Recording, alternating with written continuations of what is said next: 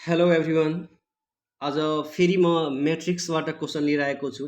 यो म्याट्रिक्स भनेको जुन हामीले पहिला म्याट्रिक्स पढेको थियो त्यो न्युमेरिकल म्याट्रिक्सबाट क्वेसन रहेको थियो। आज यो म्याट्रिक्स भनेको अल्फाबेटिकल म्याट्रिक्स रहेको छ। यसको अप्सनमा एन छ, ओ छ, क्यू छ, आर छ। अब हेर्नु माथि कसरी भनिएको छ। हामीले त पहिला नै डिस्कस गरिसकेको छु म्याट्रिक्समा बनाउने तरिका के रहेको छ। अब हेर्नु यहाँ ए छ र डी छ। फेरि त कति छोडेर डी आएको छ। ए भनेको बिसी र डी आयो भनेको ए छ, बी छ, सी छ, त्यसपछि डी आयो भनेको दुईवटा छोडेको छु। त्यसपछि के छ, डी पछि के छ भने एफ जी एच भनेको डी पछि के छ, तीनवटा छोडिएको छ, त्यसपछि एच आएको छ।